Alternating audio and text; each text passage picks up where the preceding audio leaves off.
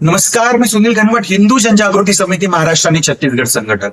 सोलापूर शहरामधलं एक समाज मंदिर पालिकेच्या अंतर्गत येतं, जे भाडे तत्वावर दिलेलं आहे आणि भाडे तत्वाचा मुदत संपल्यानंतर ते समाज मंदिर जे आहे ते बेकायदेशीररित्या एक चर्च चालवण्यासाठी वापरलं जात आहे.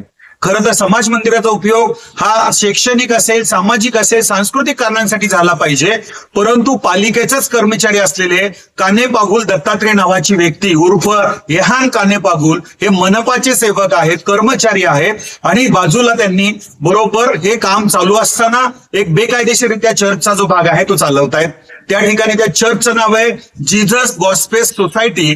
या सोसायटीच्या अंतर्गत हे चर्च चालतं आहे आणि महत्वाचा भाग म्हणजे आज सरकारी नोकरीत असताना या दोन गोष्टी केल्या जात आहेत.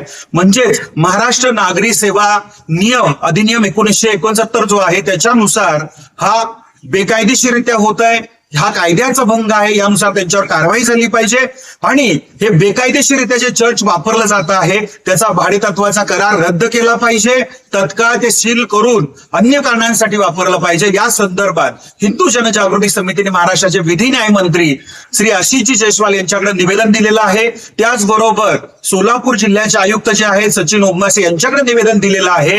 दोघांनीही या संदर्भात चौकशी करून तत्काळ अहवाल सादर करण्याचे आदेश दिलेले आहेत. माजी मंत्री आणि त्या ठिकाणचे आमदार सुभाष देशमुख यांनी देखील या संदर्भात प्रयत्न केलेले आहेत. एकंदरीतच बेकायदेशीररित्या समाज मंदिराचा उपयोग चर्च म्हणून अजिबात होता कामा नये.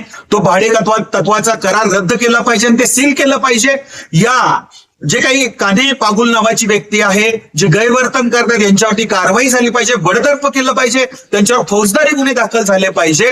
15 दिवसाच्या आत हे सर्व होणं आवश्यक आहे अशी मागणी हिंदू जनजागृती समिती आणि हिंदू राष्ट्र सेना यांच्या संयुक्त विद्यमाने आम्ही याचा पाठपुरावा करतो आहोत. हे होणं आवश्यक आहे, अन्यथा रस्त्यावरती उतरून आंदोलन करावं लागेल.